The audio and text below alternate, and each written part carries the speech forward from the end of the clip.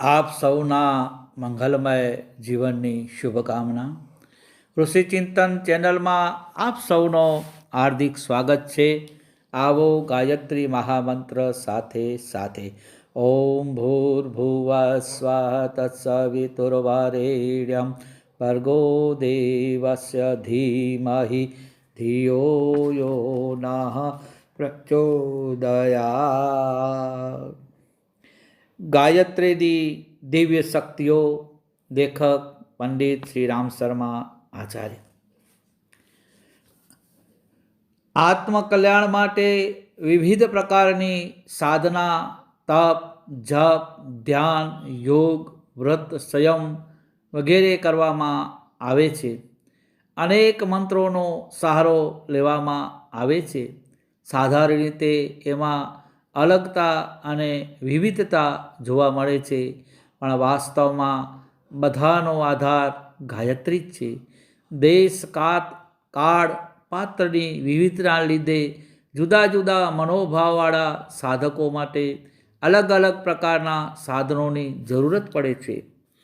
આના કારણે આટલા પ્રકારના સાધના વિધાનોની અધ્યાત્મમાં શોધ થઈ છે, પરંતુ આ બધાને મૂળ આધાર કેવળ ગાયત્રી જ છે. પાંદડાઓનું મૂળથી અલગ અસ્તિત્વ હોતું જ નથી. પાંદડા મૂળ પર આધારિત હોય છે, કારણ કે તેમનામાં જીવનનો સંચાર મૂળમાંથી થાય છે. જો મૂળ કપાઈ જાય તો પછી પાંદડાનું શું અસ્તિત્વ રહે? જેટલા પણ સ્તોત્ર, ઉદ્ગમ તથા મંત્ર છે, તેમનો મૂળ આધાર ગાયત્રી છે.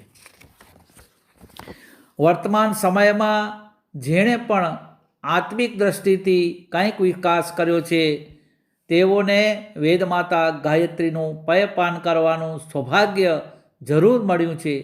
કેવળ યોગીઓ જ નહીં, પણ આપણા પહેલાંના સાર્વજનિક નેતાઓ તથા યુગ પુરુષો પણ આ મહામંત્રની શક્તિને જાણતા હતા.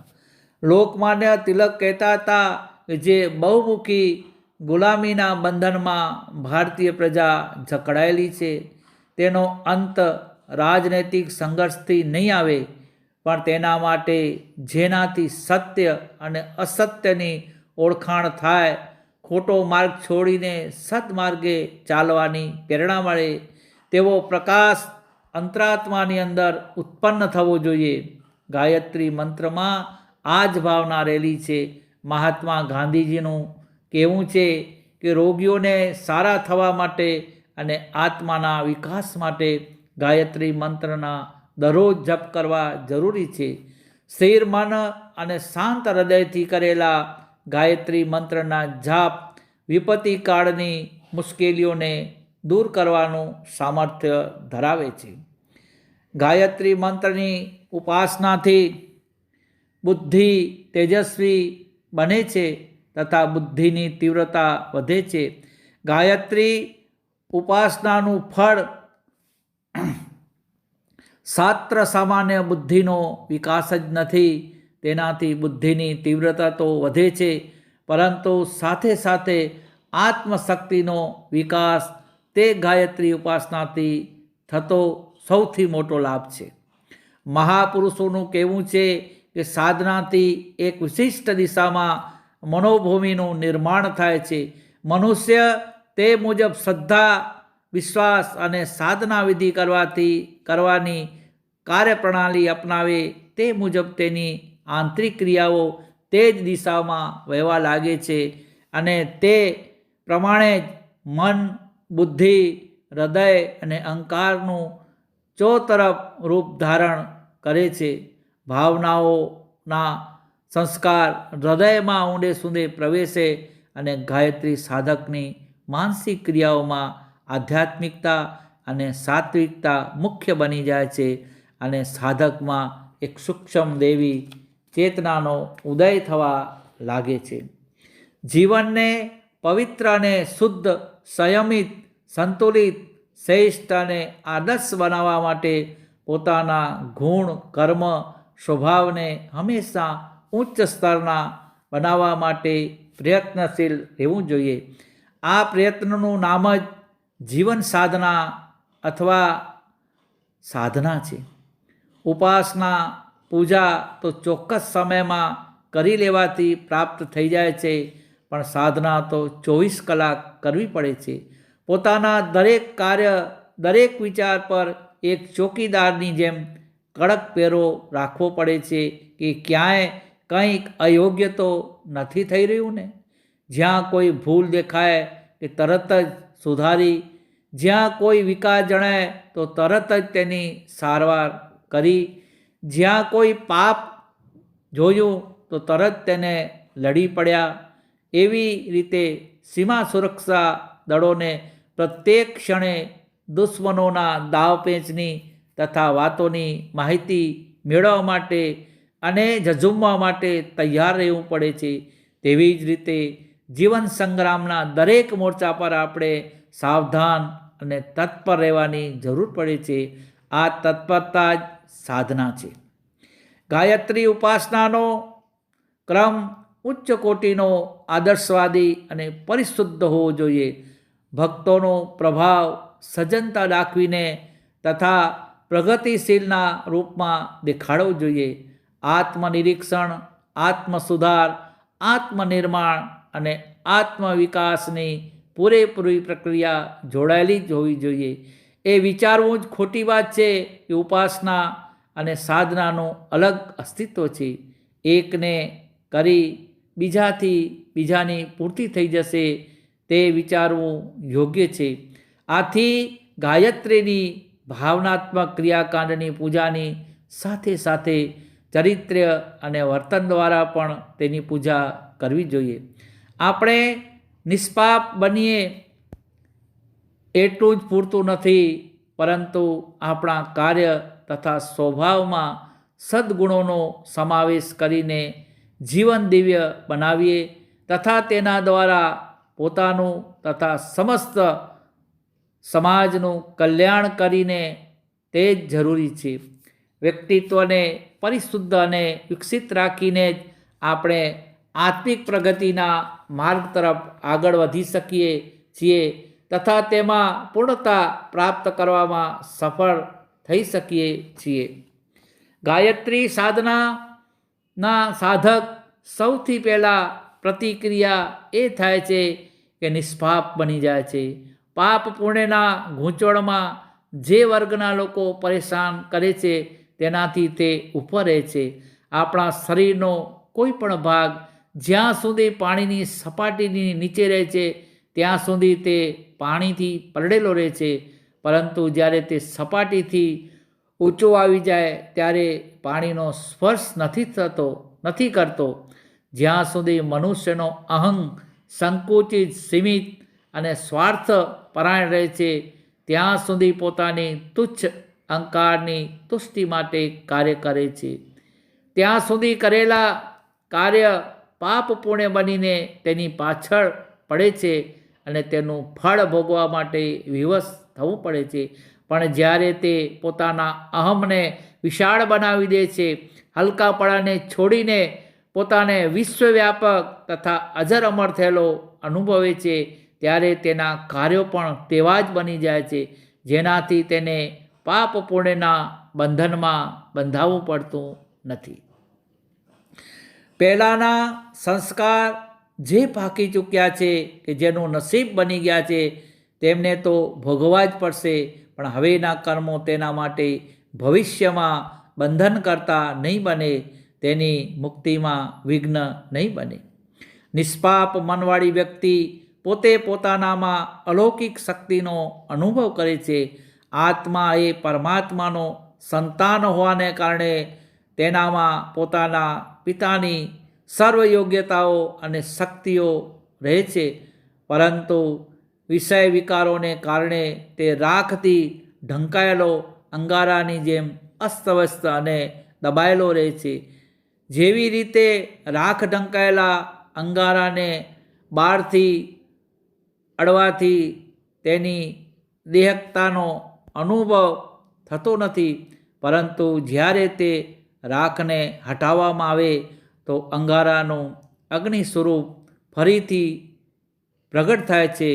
જે રીતે આંતરિક મનોવિકાર દૂર થતાં જ આત્મા પોતાના વિશુદ્ધ રૂપમાં પ્રગટ થાય છે, જેની જન્મજાત સ્વાભાવિક યોગ્યતાઓ જાતે જ પ્રકાશમાં આવવા લાગે છે.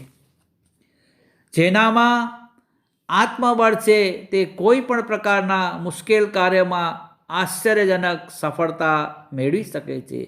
જેણે ગાયત્રીની ઉપાસનાથી આત્મશક્તિ એકઠી કરી છે, તેણે પોતાની બુદ્ધિને સ્વચ્છ, પવિત્ર અને સાત્વિક બનાવે તેવો પોતાના જીવનનો આદર્શ રાખવો જોઈએ. કારણ કે કોઈ પણ મનુષ્ય આદર્શ વ્યક્તિ અથવા તો મહાપુરુષમાં ગણના થાય છે તે દુનિયાની સૌથી મોટી સંપત્તિ છે. તેના વિચારો અને કાર્યોનું અનુસરણ કરવામાં લોકો પોતાને ભાગ્યશાળી સમજે છે. તે મહાપુરુષનું ધન્ય છે. પોતાની સ્વાર્થ ભાવના, લાલસા અને ઇન્દ્રિય ભોગની ઈચ્છાઓ પર કાબૂ મેળવીને પરોપકાર, પરમારથ અને સત્કાર્ય કરતા રહે છે. પોતે ઊંચા આવે અને બીજાને ઊંચા લાવે. ગાયત્રી દ્વારા બુદ્ધિનું શુદ્ધિકરણ અને સત્માર્ગનું અનુસરણ, આ બે કાર્યો કરવા શ્રેષ્ઠ છે. શુભ કાર્યો દ્વારા આત્માને પરમાત્મા બનાવો અને મુક્તિ મેળવવી તેનાથી મોટી બીજી કોઈ સિદ્ધિ કઈ હોઈ શકે. સામાન્ય શારીરિક બળથી સંપૂર્ણ માણસ પોતાના બાહુબળથી મોટા મોટા મુશ્કેલ કાર્યો કરી નાખે છે અને આશ્ચર્યજનક સફળતા મેળવે છે. તો પછી આત્મબળથી પૂર્ણ માણસની બાબતમાં તો પૂછવું જ શું? જડ પદાર્થોથી બનેલા શરીરનું બળ પણ જડ અને મર્યાદિત છે. આ મર્યાદા એટલી નાની છે કે પશુ, પક્ષી અને નાના જીવજંતુઓ પણ બળવાનથી બળવાન મનુષ્યની તુલનામાં પણ આ દૃષ્ટિએ વધારે બળવાન હોય છે. કૂતરા જેવી ઘ્રાણેન્દ્રિય, હરણ જેવી છલાંગ, બળદ જેવી મજબૂતાઈ અને સિંહ જેવી વીરતા મનુષ્યમાં ક્યાં હોય છે? અને તે માછલીની જેમ પાણીમાં તથા પક્ષીઓની જેમ હવામાં આવજા ક્યાં કરી શકે છે? છતાં પણ મનુષ્ય તેના આત્મબળને કારણે દુનિયાના બધા જ પ્રાણીઓમાં શ્રેષ્ઠ ગણાય છે. ગાયત્રીની સાધના વધારે પ્રમાણમાં કરવાથી આ આત્મબળ પ્રાપ્ત થાય છે. ગાયત્રી સાધના કરવાથી આત્મબળમાં અભૂતપૂર્વ વધારો થાય તેવું આત્મવિદ્યાના નિપુણ આચાર્યોએ કહ્યું છે. આ સાધનાથી આત્મામાં સાત્વિક ચેતનાનું પ્રમાણ વધી જાય છે. પરિણામ સ્વરૂપે જીવનની બધી જ દિશાઓમાં તેનો વિકાસ જોવા મળે છે. જીવનની મુખ્ય દિશાઓ 3 હોય છે. પહેલો આત્મિક, બીજો બૌદ્ધિક અને ત્રીજો સાંસારિક. આ ત્રણેય દિશાઓમાં આત્મબળ વધવાથી આનંદદાયક પરિણામ મળે છે. આ ત્રણેય દિશાઓમાં 3 લક્ષણ જોવા મળે છે કે જેનાથી જીવન બધી રીતે સુખી બની જાય છે. આ 9 સમૃદ્ધિઓને નવનિધિ પણ કહી શકાય છે. આત્મિક ક્ષેત્રની 3 સિદ્ધિઓ: વિવેક, બીજું પવિત્રતા, ત્રીજો શાંતિ છે. બૌદ્ધિક ક્ષેત્રની સાહસ, બીજો સ્થિરતા અને ત્રીજું કર્તવ્ય પરાયણ છે. અને સાંસારિક ક્ષેત્રની 3 સિદ્ધિઓ એટલે સ્વાસ્થ્ય, બીજો સમૃદ્ધિ અને ત્રીજો સહયોગ છે. જ્યારે આત્મામાં ગાયત્રી તત્વની સ્થાપના થાય છે ત્યારે મનમાં વિવેક ઉત્પન્ન થાય છે. સત્ય અસત્યનો ભેદ દેખાવા માંડે છે. શાસ્ત્ર, સંપ્રદાય, વર્ગ, સંસ્કાર, સ્વાર્થ વગેરે દિવાલો તોડીને સત્યનું જ્ઞાન કરવાવાળી ઋતુંબરા બુદ્ધિ જાગૃત થાય છે. કેટલાક લોકો યોગ્ય અયોગ્ય, ન્યાય અન્યાય, કર્તવ્ય અકર્તવ્ય અને ધર્મ અધર્મના ભેદ સ્પષ્ટ રીતે સમજી શકતા નથી. નાની એવી મુશ્કેલીથી તેમની બુદ્ધિ અર્જુનની જેમ મોહગ્રસ્ત થઈ જાય છે, પણ જેનામાં બુદ્ધિ વિવેક વધારે છે તે બ્રહ્મજાળમાં ફસાતા નથી. વસ્તુના ઊંડાણ સુધી તે સહેલાઈથી પહોંચી જાય છે. તીવ્ર બુદ્ધિ, તત્વદ્રષ્ટિ અથવા તો ઋતંબરા બુદ્ધિથી તેમનો આત્મા પૂર્ણ થાય છે. જ્યારે આત્મામાં વધારો થાય છે ત્યારે કેટલીય દિશાઓમાંથી તે ઉત્સાહ વર્ધક રૂપે પ્રગટ થાય છે. પવિત્રતા બે પ્રકારની હોય છે, પહેલો અંદરની અને બીજો બહારની. છળ, કપટ, નિંદા, અસત્ય, દંભ વગેરેને કારણે મન ગંદુ થાય છે. અંદરથી કાંઈક જુદો અને બહારથી કાંઈક જુદો ભાવ રાખવાથી મનમાં ગંદકી ભરાઈ જાય છે.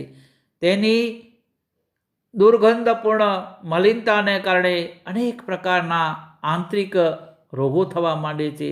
આવા લોકો ચોરી, વ્યભિચાર, શોષણ, અનીતિ, લોભ, મદ, મોહ, ક્રોધ વગેરે ઘાતક શત્રુઓના સહેલાઈથી શિકાર બની જાય છે.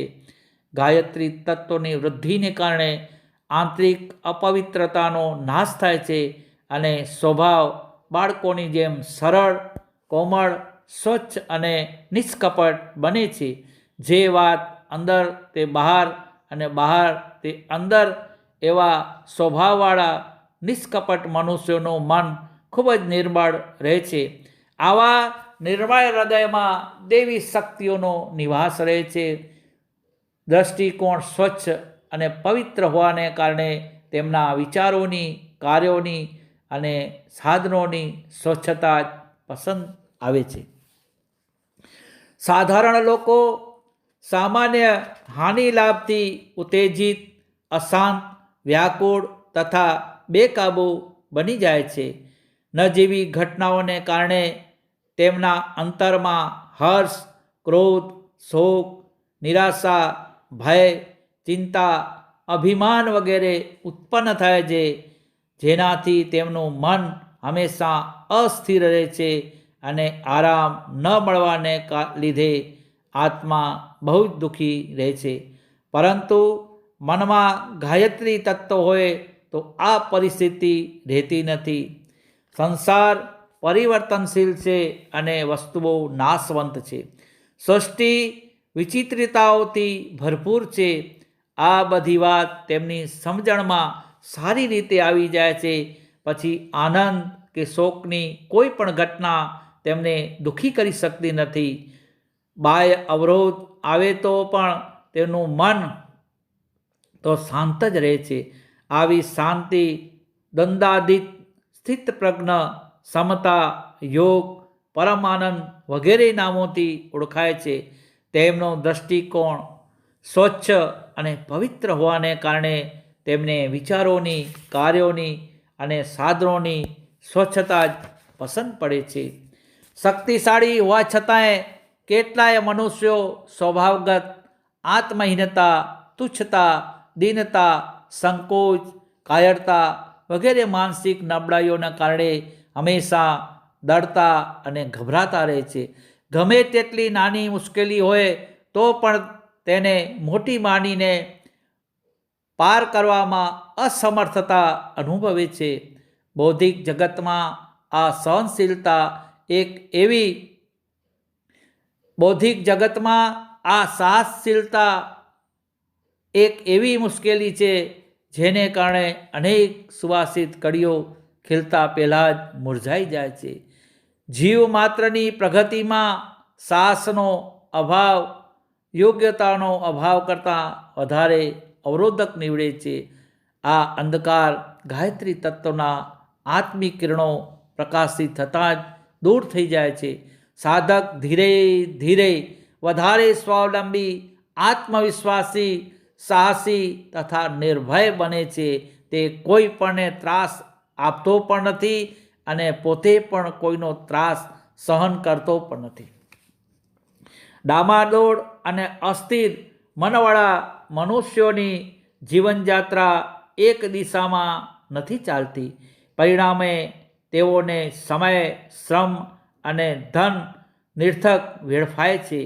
વિચાર, વિશ્વાસ, સિદ્ધાંત, કાર્ય, લક્ષ્ય, સ્વભાવ તથા નિષ્ઠાની સમાનતા હોવાને કારણે જીવનનો પ્રવાહ એક ચોક્કસ દિશામાં આગળ વધતો રહે છે અને ટીપે ટીપે સરોવર ભરાય એ મુજબ તેને પોતાના યોગ્ય કાર્યમાં સફળતા મળે છે. મન સ્થિર રહેવાથી મગજ એક ચોક્કસ દિશામાં વિચારી શકે છે અને કાર્ય કરી શકે છે. પરિણામે જે તે ક્ષેત્રમાં તે પ્રગતિ સાધી શકે છે. સ્થિરતાનો આધ્યાત્મિક અર્થ મનવિજય, મનોનિગ્રહ અને સમાધિ છે. માર્ગમાં પ્રગતિ થવાથી સાથે સાથે સાંસારિક અને આત્મીય સુખ શાંતિના દ્વાર ખુલવા લાગે છે. કર્તવ્ય પાલન જ જીવનનું સાચું મૂલ્ય છે. તેને ચૂકવ્યા વિના કોઈ આત્માને શાંતિ કે સદગતિ પ્રાપ્ત થતી નથી. પોતાનો આત્મા, મન, શરીર, કુટુંબ, સમાજ, દેશ, ઈશ્વર તથા સમસ્ત સંસાર પ્રતિ મનુષ્યની કેટલીક ફરજો અને જવાબદારી હોય છે. અસંખ્ય લોકો એવા છે કે જાણતા પણ નથી અને જાણનારામાંથી પણ ઘણા લોકો તેને પૂરી કરી શકતા નથી. તેના ફળ સ્વરૂપે તેવા દુઃખદ પરિણામ ભોગવવા પડે છે, જે સજા અને બંધન વગેરે નામથી ઓળખાય છે. ગાયત્રી શક્તિને ધારણ કરવાથી એ પ્રકારની ધર્મ ભાવનામાં જાગૃત થાય છે, જેથી સાધકના વિચાર, કાર્ય અને આયોજન ધાર્મિક બને છે અને તે એવા ધર્માત્મા બની જાય છે કે તેમનો સાચો મનુષ્ય, દેશભક્ત, લોકસેવક, ભલો માણસ, સભ્ય નાગરિક, કર્તવ્યપરાયણ તથા ઈશ્વર ભક્ત પણ કહી શકાય છે. ઉત્તમ સ્વાસ્થ્ય મનુષ્યનો જન્મજાત અધિકાર છે. કેટલાક અપવાદોને બાદ કરતા પ્રકૃતિ માતા સામાન્ય રીતે બધાને સ્વસ્થ શરીર આપે છે, પરંતુ લોકો આહાર વિહારની ખરાબ આદતોથી તેને બગાડે છે.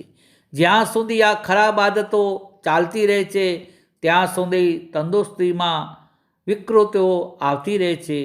એક રોગ ગયો તો બીજો હાજર, એક દવા બંધ થઈ તો બીજી શરૂ કરવી પડી.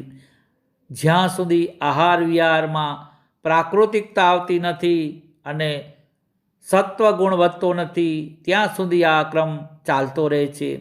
ગાયત્રીથી સત્વગુણ વધે છે અને જીવનક્રમ સંયમી તથા સુવ્યવસ્થિત બને છે. તે મુજબ મનુષ્યનું સ્વાસ્થ્ય પ્રતિદિન સુધરતું જાય છે. ગાયત્રી માતાનો શ્રદ્ધાપૂર્વક હાથ ગ્રહણ કરનાર મનુષ્ય ક્યારેય નિરાશ થતો નથી. અનેક દોષો, પાપો, કુટેવો અને વ્યસનોમાં ફસાયેલ મનુષ્ય પૂર્વ સંચિત સમૃદ્ધિને પણ ગુમાવે છે. ખરાબ સ્વભાવ, અવળો દૃષ્ટિકોણ અને અસ્થિર મનને કારણે તેમના લાભદાયક કાર્ય પણ નુકસાન કરતા સાબિત થાય છે. નીતિ અનીતિનો વિચાર કર્યા વિના તેઓ પૈસા કમાઈ તો લે છે, પણ તે જ પૈસા તેમને માટે ચિંતા, અશાંતિ, કલેશ અને દુર્ગુણો વધારનાર સિદ્ધ થાય છે. તેનાથી ઉલટું જેમનામાં ગાયત્રી તત્વની અધિકતા છે તેમનામાંથી માનસિક સંતુલન વધુ રહેવાથી તેમના કાર્યોમાં દીર્ઘદ્રષ્ટિ વધારે હોય છે. પરિણામ સ્વરૂપે તેઓ પૂર્ણતા પ્રાપ્ત કરે છે. કરકસર, ઈમાનદારી અને પરિસ્થિતિશીલતાને કારણે તેઓ ગરીબ રહેતા નથી. અનીતિથી ધનવાન બનેલા લોકોની જેમ તેઓ અમીર બની શકતા નથી, પણ તેમની થોડી પૂંજીનો પણ સદુપયોગ કરીને તેઓ આનંદ મેળવે છે અને તેઓ થોડા ધન દ્વારા પણ અમીરીથી વધારે સમૃદ્ધ હોવાનું સુખ મેળવે છે. કોઈ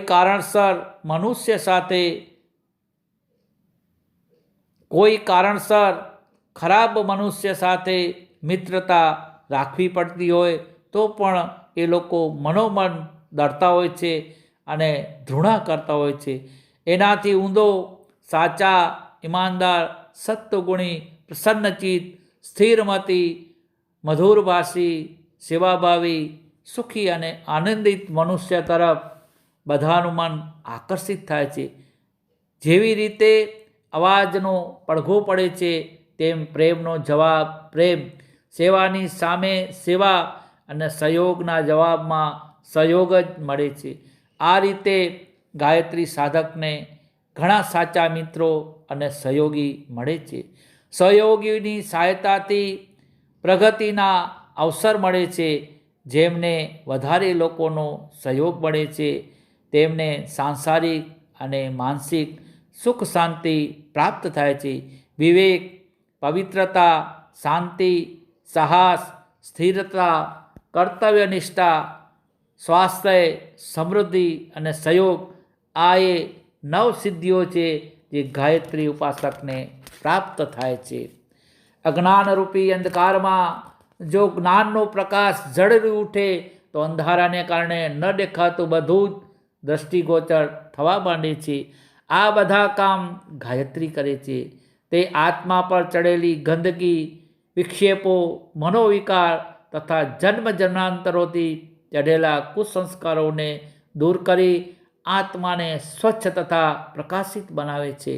માયારૂપી બંધન કાપવામાં એક ધારદાર છરી સાબિત થાય છે.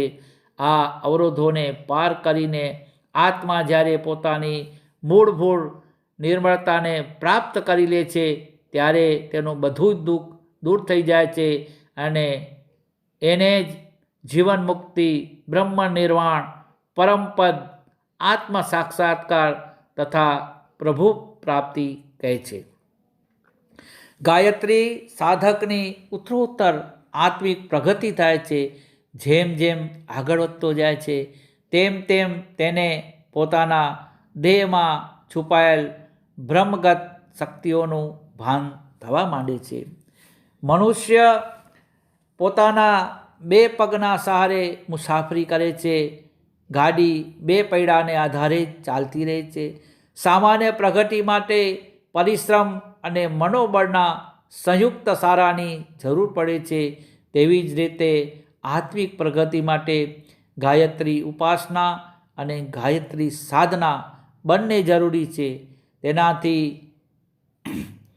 બચવામાં અને સરળ રસ્તા શોધવામાં આત્માની છેતરામણી સિવાય બીજું કશું મળતું નથી.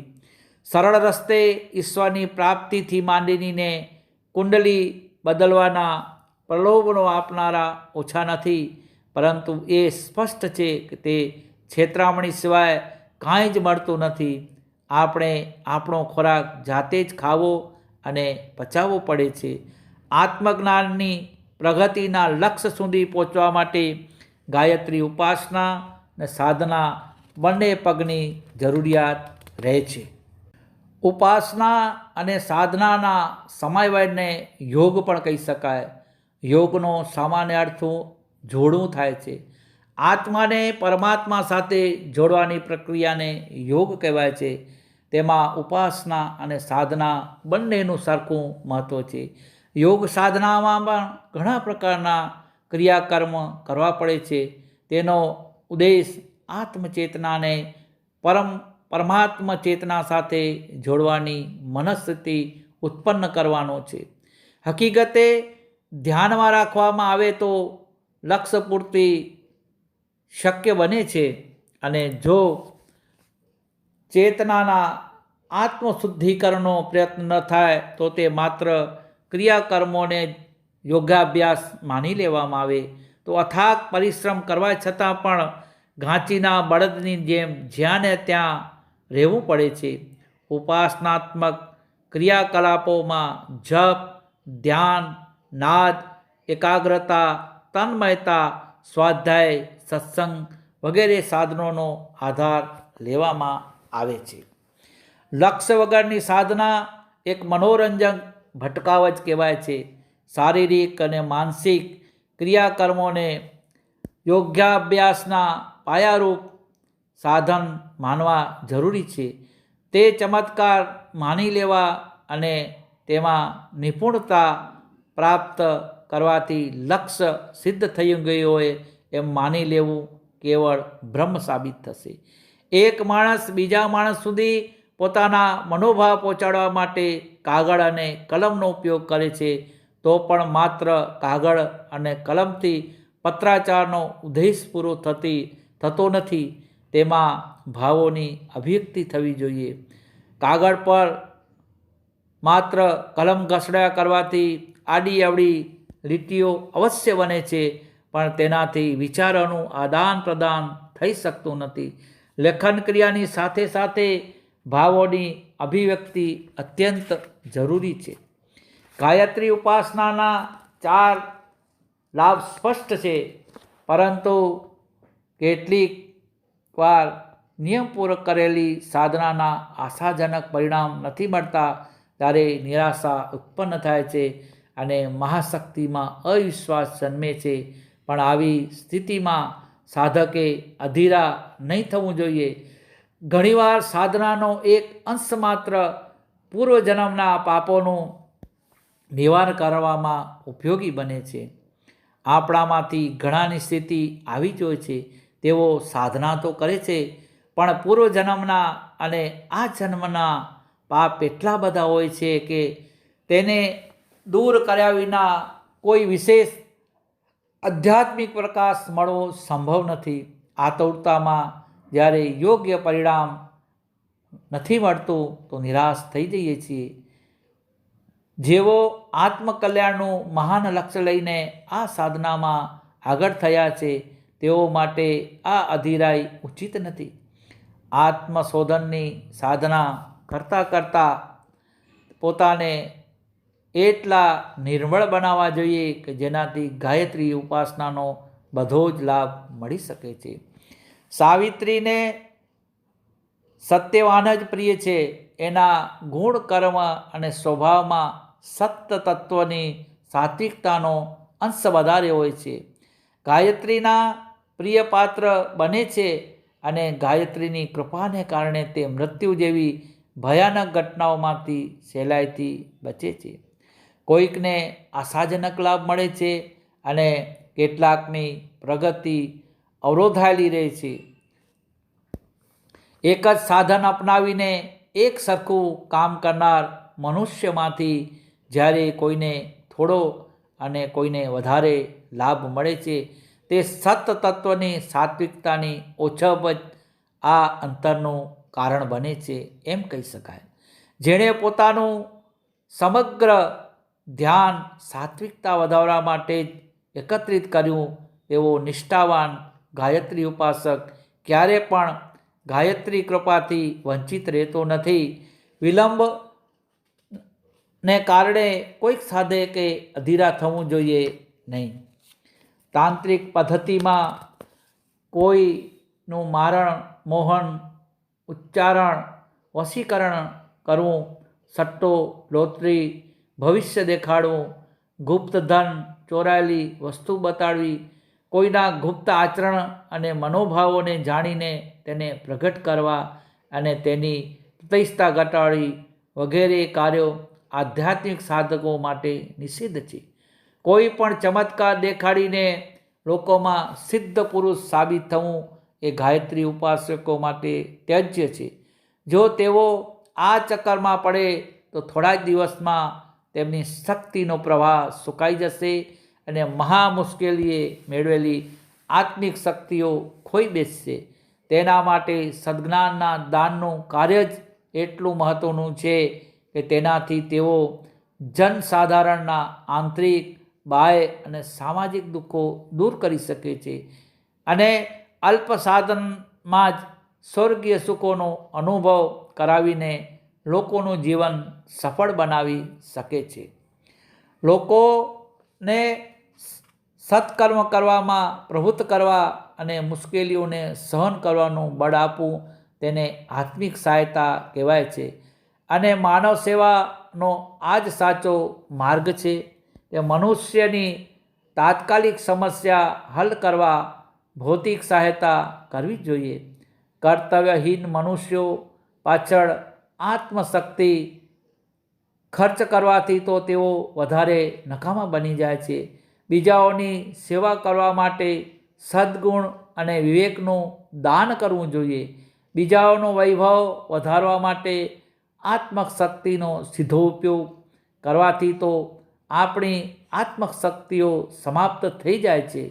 બીજાઓને આશ્ચર્યચકિત કરવા અથવા તો તેમની ઉપર પોતાની અલૌકિક સિદ્ધિ જાહેર કરવા જેવું તુચ્છ વાતોમાં કઠિનાઈથી મેળવેલું આત્મબળ વેડફવું તે પોતાના જ ખૂનથી હોળી રમવા જેવી મૂર્ખતા છે. આ જ મૂર્ખતાની પરાકાષ્ઠા છે. અધ્યાત્મવાદી દીર્ઘદ્રષ્ટિવાળા હોય છે. તેઓ આંતરિક માનપાનની જરા જેટલી પણ પરવા નથી કરતા. જે સમયે સિદ્ધિઓનો ઉદ્ભવ તથા વિકાસ થતો હોય છે તે સમયે ખૂબ જ નાજુક અને સાવધાની વર્તવાનો હોય છે. બાલ્યાવસ્થાનો અંત અને યૌવનકાળનો આરંભ થતાં જ મન બહુ ઉત્સાહિત, કામેચ્છાયુક્ત તથા ચંચળ રહે છે. જો આ મનોદશા પર નિયંત્રણ ન રાખવામાં આવે તો વીર્ય શક્તિનો અપવ્યય થાય છે અને તે નવયુવક થોડા જ સમયમાં શક્તિહીન, વીર્યહીન અને યૌવનહીન થઈ નકામો બની જાય છે. સાધનામાં જ્યારે સિદ્ધિનો આરંભ થાય છે ત્યારે આવું જ બને છે. સાધક પોતાનામાં એક નવીન આધ્યાત્મિક ચેતનાનો અનુભવ કરે છે અને ઉત્સાહિત થઈને તેનું પ્રદર્શન કરી બીજા ઉપર પોતાનો પ્રભાવ પાડવા ઈચ્છે તો આમ જ ચાલતું રહે તો આરંભમાં મળેલ સિદ્ધિઓ થોડા જ સમયમાં અપવ્યય થઈને અંત આવી જાય છે અને સાધક હંમેશને માટે છીછરો અને નકામો બની જાય છે. ગાયત્રી સાધના કરનારાઓને અનેક પ્રકારની અલૌકિક શક્તિઓનો આભાસ થાય છે.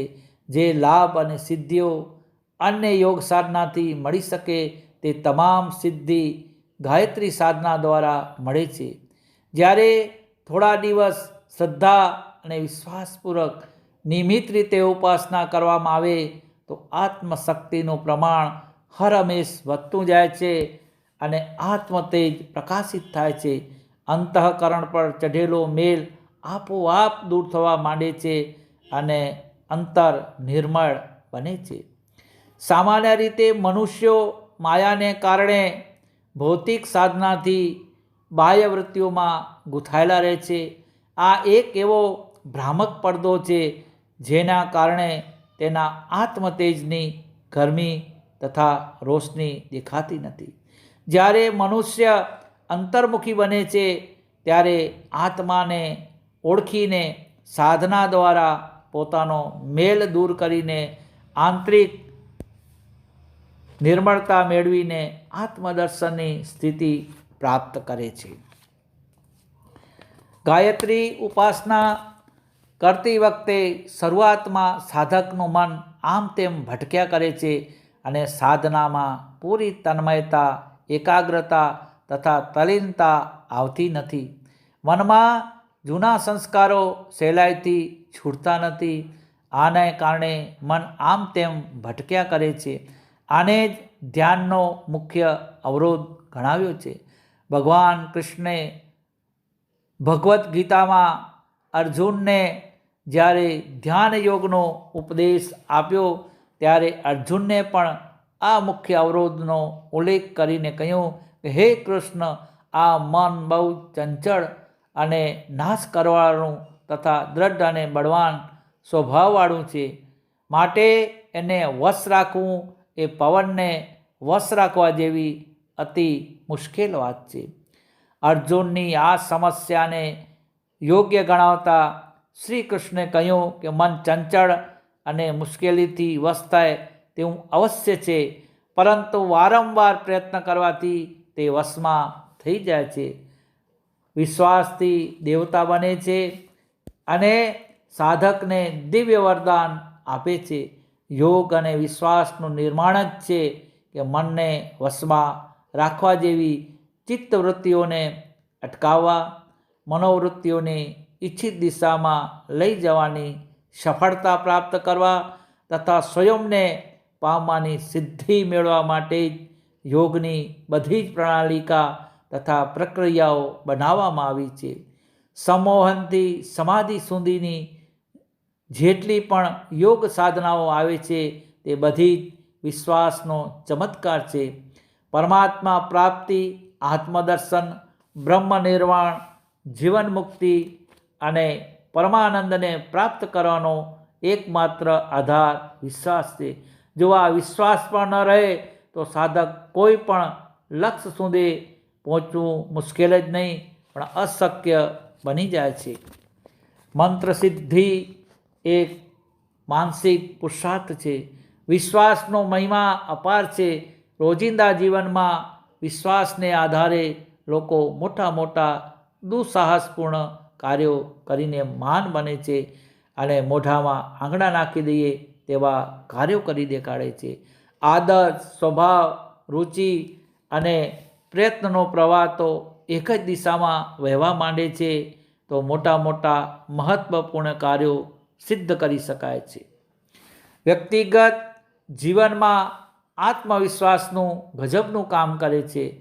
મનુષ્ય પોતાની માન્યતાને કારણે જ રોગી, તરંગી, કાયર, આળસુ, દુરાચારી, અભાગી, પતિત, ધૃણાપાત્ર, દરિદ્ર તથા તુચ્છ બને છે અને પોતાના વિશ્વાસને કારણે જ સાધન સંપન્ન, સતોગુણી અને પ્રગતિશીલ બને છે. વળગાડ, ગાંઠપણ, તરંગ જેવા મોટા ભાગના રોગો રોગીની માન્યતાને કારણે જ ઉત્પન્ન થાય છે. તેની માન્યતા બદલાઈ જાય તો આવા રોગીઓ ચપટી વગાડતા જ સાજા થઈ જાય છે.